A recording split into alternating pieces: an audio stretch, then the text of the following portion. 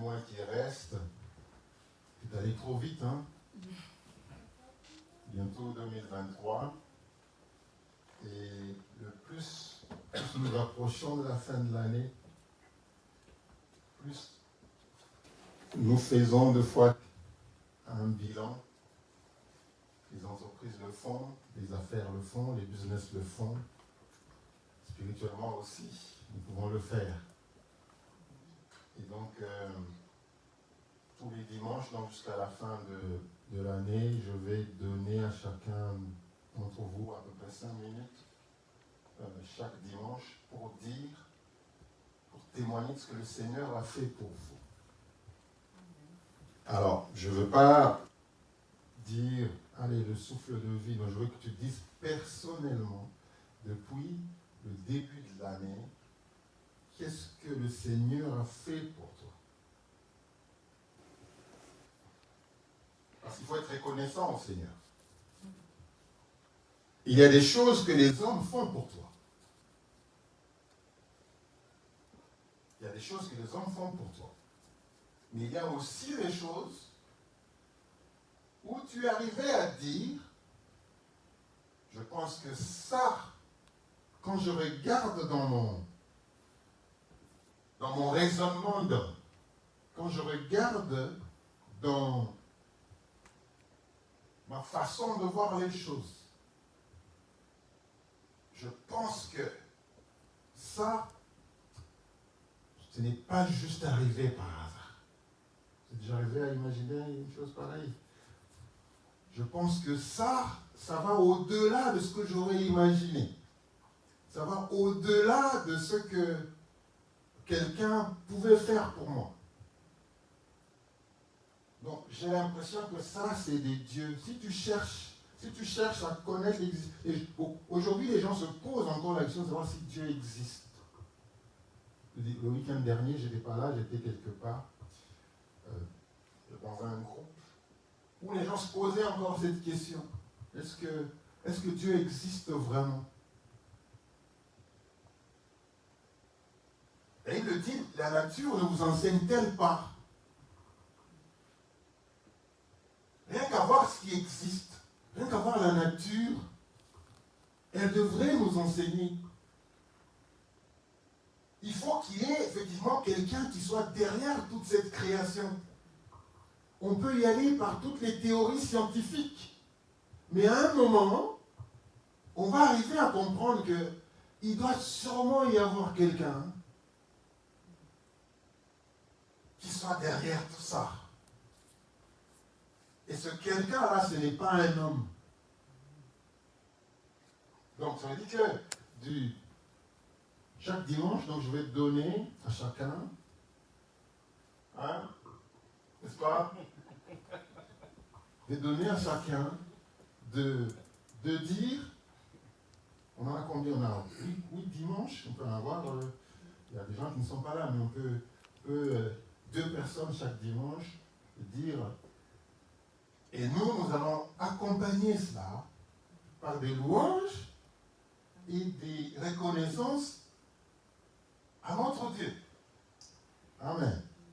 Et donc, chaque dimanche, jusqu'à la fin de l'année, je voudrais que l'on parle de l'abondance, de la vie abondante en Christ. Nous allons commencer aujourd'hui. Amen. Donc, on va ouvrir nos Bibles dans le livre de Jean au chapitre 10. Jean au chapitre 10.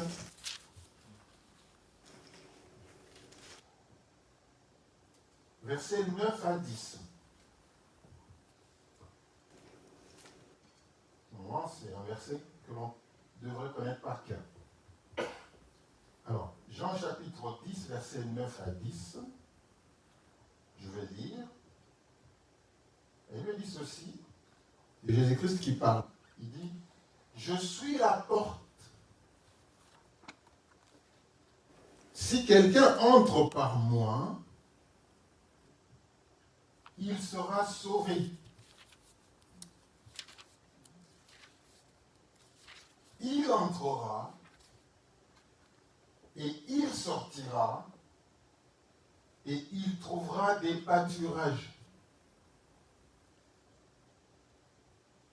Le voleur ne vient que pour dérober, pour égorger et détruire.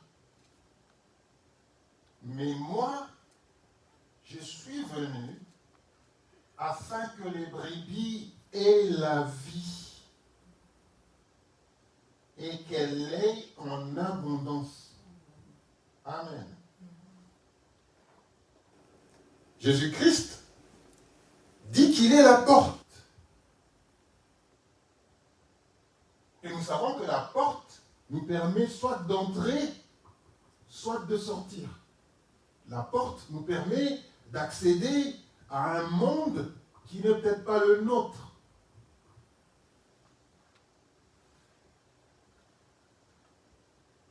Quand la porte est fermée, personne n'entre. Lorsqu'elle est ouverte, tout le monde peut entrer. Et Jésus-Christ dit qu'il est la porte. Mais la porte de quoi? La porte de quoi?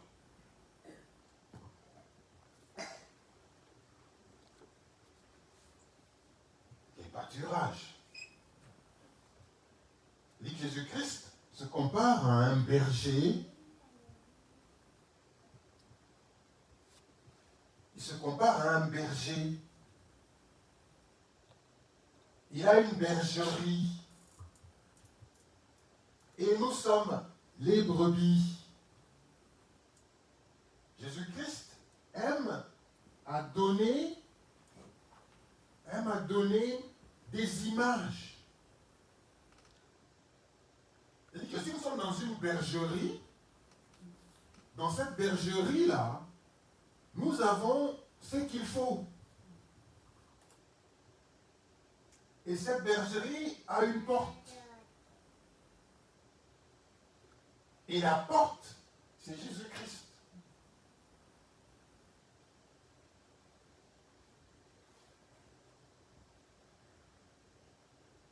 Il trouvera des pâturages. Le voleur ne vient que pour dérober, égorger et détruire. Jamais je n'ai vu un voleur. Si vous avez déjà été volé un jour, ou si vous avez déjà un jour, pendant que vous êtes en train de dormir, et les gens brisent la porte, et vous vous retrouvez nez à nez avec des brigands, ils vont pas vous dire, « Hé, comment vas-tu?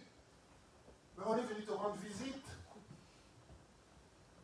Pouvons-nous discuter un peu ?» Ils n'ont pas ce temps-là. Quand ils arrivent, ils veulent soit dérober, et pendant qu'ils dérobent, ils peuvent tout détruire, et si vous ne faites pas attention, il peut y avoir aussi des décès. Donc, le voleur ne fait que les trois choses. Et l'ennemi fait aussi les trois choses. Il va venir, soit pour dérober, soit pour égorger, et soit pour détruire. Mais là, on le voit d'une manière tout à fait physique, mais spirituellement aussi. Il y a des circonstances qui viennent dans votre vie et vous volent toute votre joie. Il y a des circonstances où il y a des personnes qui sont rentrées dans votre vie pour vous détruire. Vous aviez de la joie à donner, vous aviez de l'amour à partager. Et vous avez accueilli ces personnes dans votre vie, croyant qu'ils étaient venus ou qu'elles étaient venues pour une bonne cause, mais après, vous êtes rendu compte que votre joie a été volée.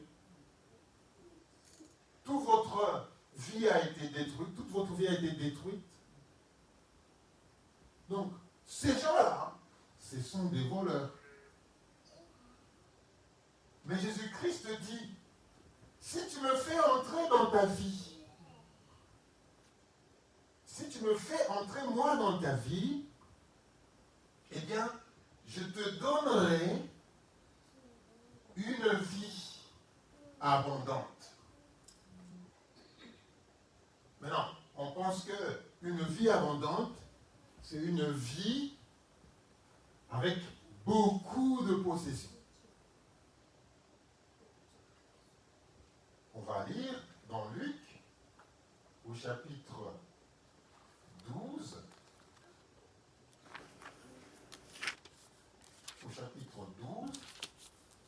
nous allons lire le verset 15 au verset 21.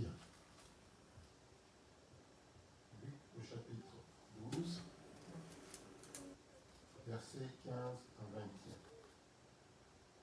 Je vais lire, si vous y êtes. Puis il leur dit, gardez-vous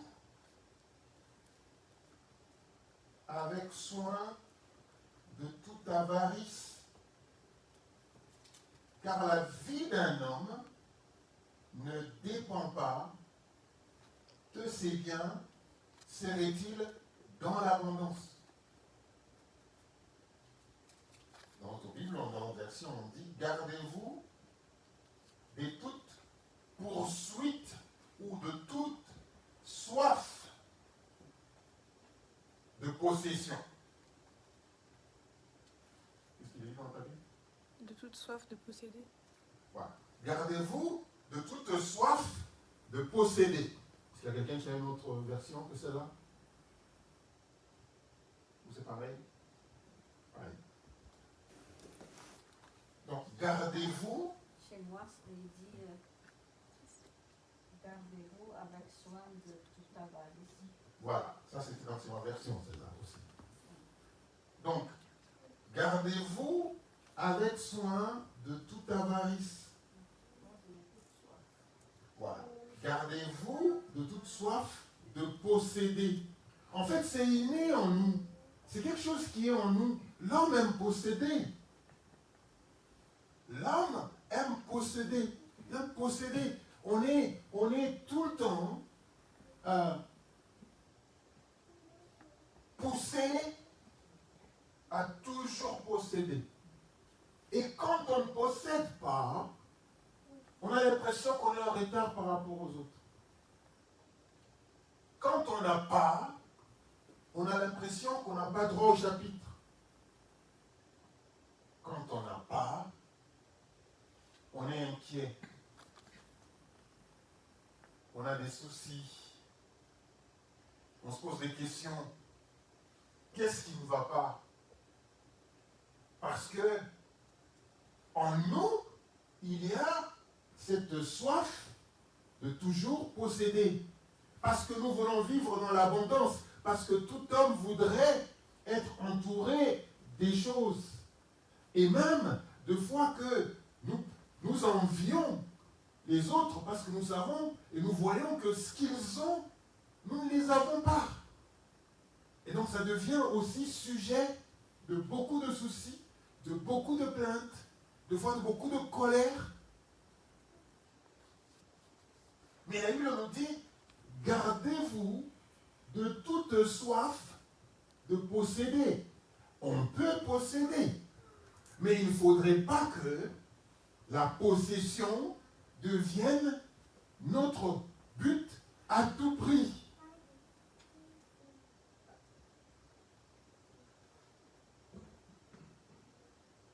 Car la vie d'un homme ne dépend pas de ses biens. Serait-il dans l'abondance? Et il leur dit cette parabole. Les terres d'un homme riche avaient beaucoup rapporté. Et il raisonnait en lui-même, disant, que ferai-je?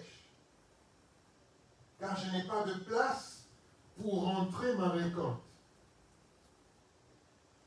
Il réfléchissait, comme nous tous, lorsque nous investissons dans quelque chose, nous imaginons déjà que nos investissements puissent produire, puisse rapporter. Et nous disons, si ça rapportait, qu'est-ce que je fais? Qu'est-ce que je ferais? On a des gros projets. On a des gros projets. Mais pour cet homme, eh bien, ces terres avaient effectivement rapporté. Et donc, il fallait faire quelque chose. Alors, il s'est dit, voici, dit-il, ce que je ferai. J'abattrai mes greniers, j'en bâtirai des plus grands, j'y amasserai toute ma récolte et tous mes biens. Et je dirai à mon âme, tu as beaucoup de biens, oh quelle joie. Tu as beaucoup de biens en réserve pour plusieurs années. Repose-toi, mange, bois, réjouis-toi.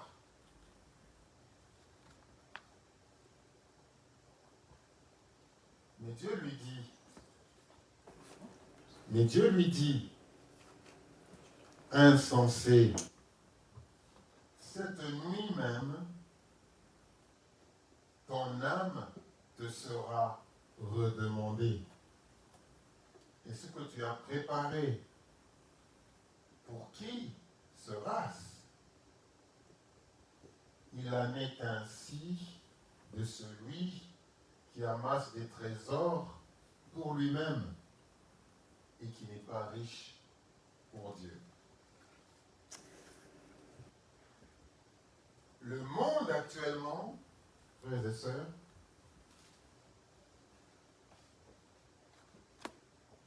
comme cet homme,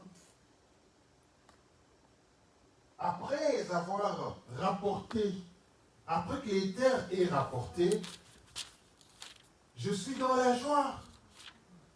Il était dans la joie. Il dit, maintenant je vais me réjouir. J'ai assuré ma vie pour les années à venir. Je vivrai sans souci. N'est-ce pas beau tout ça? N'est-ce pas beau que d'investir? N'est-ce pas beau que d'investir et puis d'assurer sa vie pour les générations après? Tout le monde aimerait ça. Tout le monde aimerait ça. Pourquoi est-ce qu'on va se casser la tête, aller travailler avec un chef qui nous rabaisse tout le temps, qui dit des choses tout le temps sur nous, et si on peut juste assurer sa vie et pour des années à venir, c'est de rester à la maison et dire ok c'est bon, moi j'ai tout assuré, là, j'ai pas de soucis à me faire. Mes enfants auront tout ce qu'il faut, les générations après. Tout le monde aimerait ça, n'est-ce pas? Tout le monde aimerait assurer sa vie. Et on ne peut pas le condamner. On ne peut pas condamner cet homme. Il a investi dans sa ferme. Sa ferme a rapporté. En bon gestionnaire, il dit, il faudrait que je puisse agrandir mes greniers, comme ça je peux remplir tous mes greniers. Comme ça, au moins, j'ai ce plaisir-là d'avoir accompli quelque chose et d'avoir mis les choses en place pour que les générations après moi puissent vivre et puissent avoir de quoi vivre. C'est-à-dire que nous, les hommes, on aime bien se retrouver dans cette situation-là. On aime bien vivre. On aime bien être dans la joie, dans ce que nous faisons, le plaisir. On aime bien ça. Et c'est normal. Parce que nous avons une chair. Nous avons un corps. L'homme n'est pas seulement un corps. L'homme, il est un esprit. Il est aussi une âme qui vit dans un corps. Et le corps a besoin de vivre. Le corps a besoin de festoyer. Le corps a besoin de tout ça. Le corps a besoin de tout ça. Et donc on ne peut pas vraiment le condamner. Mais là où le problème,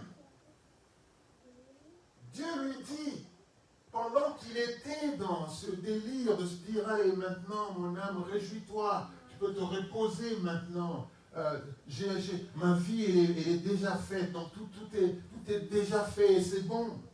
Dieu lui dit, insensé.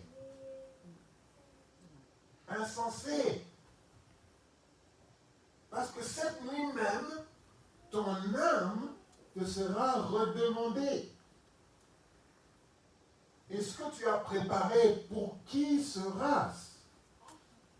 Notre vie ne doit pas seulement se limiter à posséder les choses physiques de ce monde. Notre vie ne doit pas seulement se limiter à nous réjouir de notre vie de tous les jours et d'oublier qu'il y a une vie après. Notre vie ne doit pas seulement être une vie où Dieu n'a pas de place. On ne peut pas continuer à ignorer Dieu. Dieu ne dit pas, ne festoyez pas. Il ne dit pas, ne faites pas des projets pour vos enfants. Il ne dit pas, n'investissez pas pour l'avenir de vos enfants. Dieu ne dit pas ça. Parce que si c'était ça, il n'aurait pas dit, qui est celui, quand il veut construire une maison, ne se met pas d'abord en train de réfléchir, qu'est-ce qu'il faut? Qu'est-ce qu'il faut pour construire cette maison-là? Donc ce n'est pas ce Dieu-là qui va aujourd'hui condamner le fait que nous puissions, nous, faire des projets pour nos enfants et pour nous-mêmes. Ce que Dieu dit, c'est que dans tout ce que vous faites, je voudrais trouver une place. Je voudrais trouver une place. Je voudrais que vous puissiez construire avec moi. Que vous puissiez investir avec moi.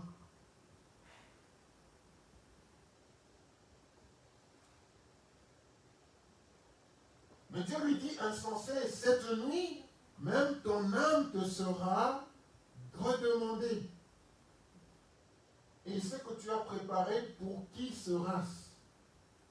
Il en est ainsi de celui qui amasse des trésors pour lui-même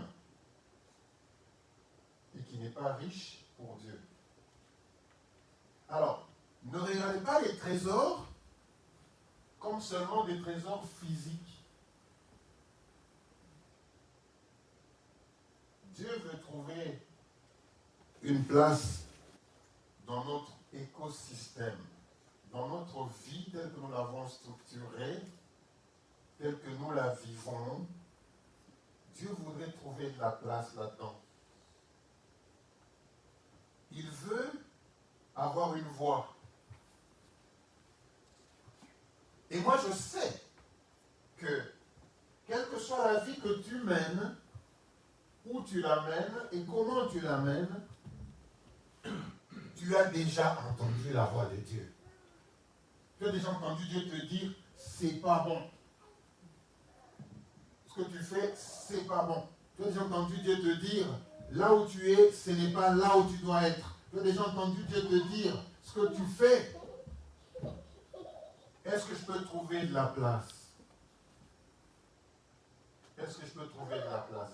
Tu as déjà entendu. Tu as déjà entendu. Tu as déjà entendu. Donc on comprend bien donc que quand Dieu parle de l'abondance, il ne parle pas forcément de l'abondance matérielle. Il ne parle pas de l'abondance matérielle. Il ne parle pas des possessions matérielles. L'abondance, la vie abondante, ou la qualité de la vie abondante, ce n'est pas nécessairement, et c'est moins d'ailleurs, une vie à plus de possessions. Il y a des gens qui ont moins, qui ont peu, mais qui sont contents, qui sont joyeux, qui ont la paix. Qui ont la paix. Il y a des gens avec moins, ils ont le sourire. Avec moins, ils ont le sourire. Il y a des gens qui n'ont rien. À l'évidence, rien. Mais vous les voyez, ils sont contents. Pourquoi j'aime beaucoup Jésus-Christ? Pourquoi? Parce qu'il ne possédait rien. Jésus-Christ ne possédait rien. Jésus-Christ ne possédait rien. Quand on est papy, quand on est papy, écoute, quand on est papy,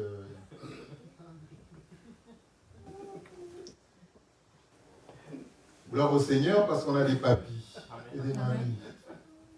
Amen. Donc on ne va pas l'empêcher dans son monde. Il est dans son monde. Il faut le laisser. Si ça devient trop, on dira. Mais on le laisse dans son monde. Parce que c'est une bénédiction. Amen. Amen. Et donc, insensé, cette nuit même ton âme te sera redemandée. Est-ce que tu as préparé pour qui sera-ce? Donc, frères et sœurs, Dieu a dû un jour nous parler. Dieu a dû un jour nous dire, je cherche à avoir une place. Je voudrais entrer dans ton monde. Considère-moi. Donc, une vie abondante, c'est une vie de qualité. Dieu parle de la qualité de la vie.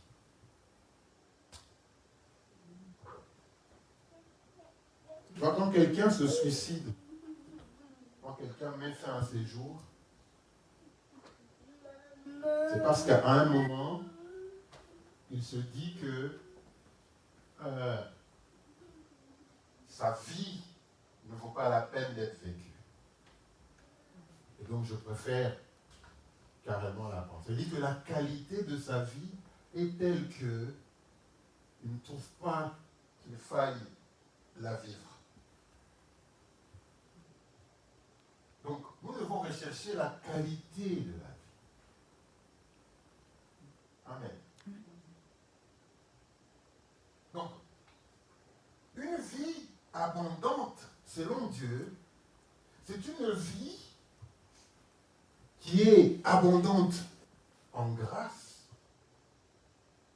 qui est abondante en espérance, qui est abondante en amour, qui est abondante en paix. C'est la qualité de la vie. Et quel que soit ce que l'on est, ou quel que soit ce que l'on a, si on peut être en paix, et c'est une vie aussi abondante dans la vie de Dieu. Amen. Alléluia. Je voudrais qu'on lise, disons, 1 Timothée 1 au verset 14.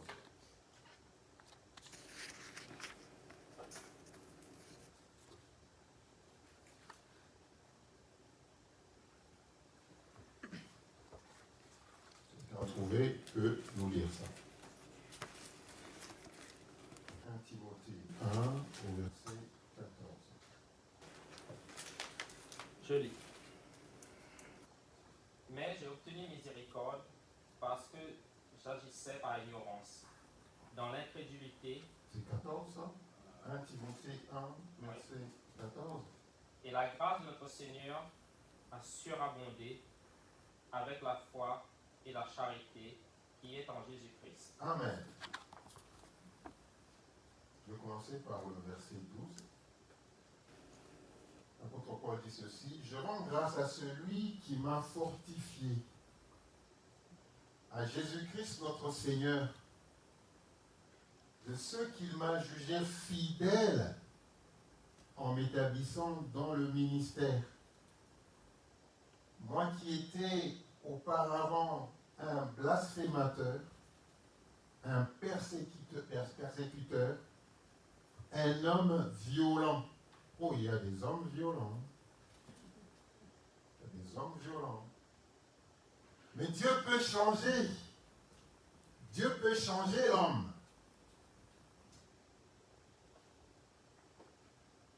Mais j'ai obtenu miséricorde parce que j'agissais par ignorance.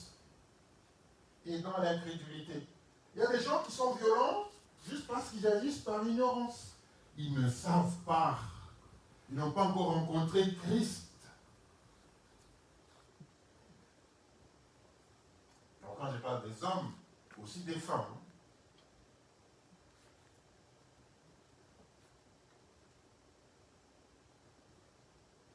Auparavant, j'étais un blasphémateur.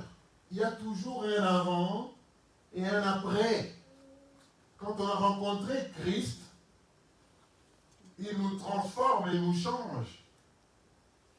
L'apôtre Paul était un blasphémateur. Après avoir rencontré Christ, lui qui était un blasphémateur, un persécuteur, un homme violent, mais j'ai obtenu miséricorde parce que j'agissais par ignorance dans l'incrédulité. C'est-à-dire qu'il y a des choses que nous pratiquons, il y a des choses que nous faisons par ignorance, par incrédulité. Mais lorsque la vérité nous vient, lorsque nous rencontrons la vérité, et nous continuons à agir de la même manière, c'est que nous n'avons pas compris.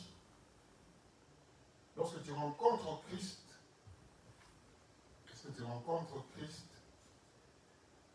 tu dois changer. Il y a un avant, un après pour rencontrer Christ. Donc l'apôtre Paul a connu la même chose. Amen. Et la grâce de notre Seigneur a surabondé avec la foi et l'amour en Jésus-Christ. Donc, la vie abondante de Dieu en nous, c'est une vie, premièrement, et nous allons juste nous arrêter là pour aujourd'hui, une vie d'abondante grâce. Mais c'est quoi la grâce? La grâce est un don. La grâce est une faveur. Vous avez déjà constaté qu'il y a eu dans votre vie des choses que vous aviez obtenues alors que vous ne les méritiez pas. Il y avait un critère pour accéder à quelque chose. Mais vous êtes arrivé à avoir cette chose-là sans passer par le critère. Ça, c'est la grâce. Ça, c'est une faveur. Le monde, pour accéder à A, eh bien, il faut avoir rempli B. Il faut cocher les cases. Il faut cocher beaucoup de cases pour arriver à ça. Mais plusieurs fois, pour je ne sais quelle raison, vous y êtes arrivé. Si tu fais une revue de ta vie, tu vas un jour, tu vas sûrement arriver à quelque chose en te disant, non mais là je ne méritais pas. Mais j'ai quand même été pris. Là, je devais normalement être condamné pour ça. Mais les choses sont passées autrement. Ça, c'est une vie de grâce. Et donc, une vie abondante de Dieu, c'est une vie où on n'a pas des limitations. C'est-à-dire que Dieu a répandu sa grâce. Et la première grâce et le don, c'était de nous sauver. La Bible dit que vous êtes sauvés par la grâce, au moyen de la foi. Ça montre ce que Dieu est. La vie de Dieu, c'est une vie de grâce. Ça veut dire aussi que si si nous acceptons que la vie de Dieu, la vie abondante que Jésus-Christ est venu nous donner, c'est une vie d'abondante grâce, nous n'allons pas nous inquiéter. Nous n'allons pas nous inquiéter quand ça ne va pas. Nous n'allons pas nous inquiéter quand il y a un flou. Parce qu'il y a toujours un flou pour qu'après qu'il y ait de la lumière. C'est comme quand nous allons dormir. C'est sombre. Mais lorsque l'aube commence à pointer, les choses commencent à s'éclaircir et on voit clair. Le flou n'est pas éternel. Les ténèbres ne régneront pas toujours. À un moment, on sera dans le flou. Mais après, plus le temps passe, plus on rencontre le Seigneur, les choses commencent à s'éclaircir. Ne pense pas qu'il n'y a pas d'issue à ta situation. Ne pense pas qu'il n'y a pas d'issue à ta vie. Un jour, les choses vont s'éclaircir. Et l'espérance, quand on connaîtra Jésus-Christ, les choses vont s'éclaircir. Ayons cette assurance, frères et sœurs. Il ne faut pas penser qu'on est dans un engrenage. On peut être dans un engrenage pendant un moment, mais à un moment, les choses vont se rouvrir. Il faut avoir cette espérance-là. Et ça, c'est une vie abondante. C'est-à-dire que quand on vit, lorsque l'on vit, on ne doit pas penser que c'est fini. Ce n'est jamais fini dans la vie. Lorsqu'on est enfant de Dieu, ce n'est jamais fini. Je n'ai jamais eu de doute à cause de cela. Lorsqu'on est enfant de Dieu, ce n'est jamais fini. Alléluia. Ce n'est jamais fini.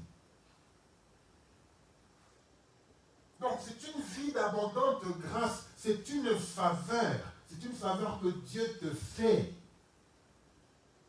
C'est une faveur. C'est un don de Dieu. Et Dieu, lorsque nous sommes en lui, nous rentrons dans cette vie-là de grâce, où il n'y a rien qui soit impossible, où il n'y a rien qui soit limité. On sait qu'on a la grâce. La grâce, c'est comme un parapluie qui nous accompagne partout. Il faudra croire en cela.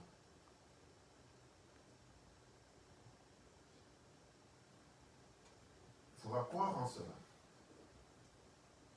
N'arrête pas de croire. N'arrête pas de penser que Dieu peut encore te sauver. Amen. On va lire notre dernier verset. Romains 5. Romains 5.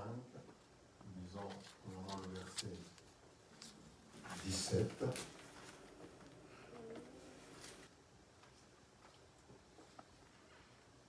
Romains 5, verset 17.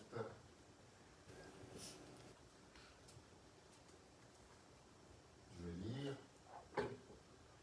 Romains 5, verset 17. Et il me dit ceci. Si par l'offense d'un seul, la mort a régné, lui seul, à plus forte raison, ceux qui reçoivent l'abondance de la grâce et du don de la justice régneront-ils dans la vie par Jésus-Christ lui seul. Le plan de Dieu, c'est de nous donner l'abondance de la grâce. Ce n'est pas nécessairement l'abondance des biens, mais l'abondance de la grâce. C'est-à-dire que vivre sans se soucier des biens, est-ce que c'est possible cette vie-là? Est-ce que c'est possible cette vie-là, de vivre sans se soucier des biens? Est-ce que c'est possible? Mais c'est possible. C'est possible de vivre sans se soucier tout le temps des biens, des possessions. Mais aujourd'hui, nous vivons pour ça. Nous vivons avec la pression que nécessairement il faudrait que nous ayons des choses nécessairement il faudrait. Plus ce que l'on poursuit nous fuit.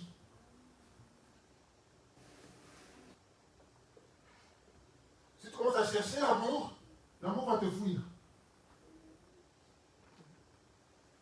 Quand tu vas chercher l'amour, tu vas aller à droite et à gauche pour chercher l'amour, eh bien, ça sera des trucs de courte durée. Ça prend ici, et puis après ça se termine, ça prend ici.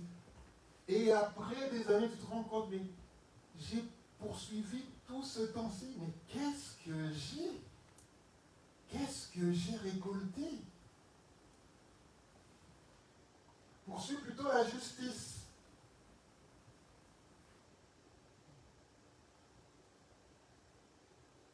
Verset 20. Or, la loi est intervenue pour que l'offense abonde. Mais là où le péché a abondé, la grâce a surabondé. Donc la grâce est toujours au-dessus. Et quand Dieu veut nous donner sa grâce, c'est toujours une grâce abondante. Ce n'est pas pour autant qu'il faut continuer à pécher. J'entends des gens qui disent nous sommes au temps de la grâce. Et donc, on peut pécher comme on veut. Nous sommes au temps de la grâce. La grâce, c'est qui? C'est Jésus-Christ. Jésus-Christ est mort pour nous. Le fait que Jésus-Christ soit mort pour nous,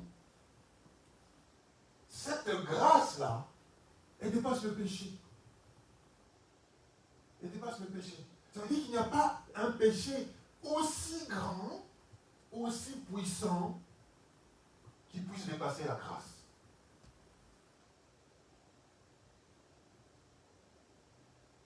Il nous a dit qu'il n'y a pas de petit ni de grand péché. Effectivement, c'est comme ça.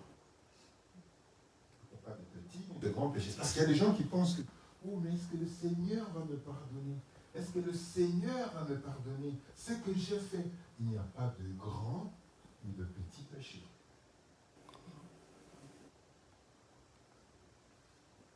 Si tu reviens à lui et tu crois en sa grâce, tu seras sauvé. Amen. Tu seras sauvé.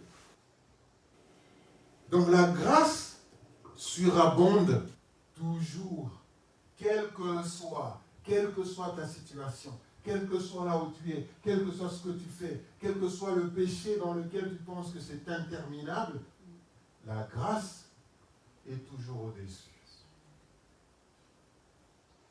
La grâce aura toujours la victoire. Amen.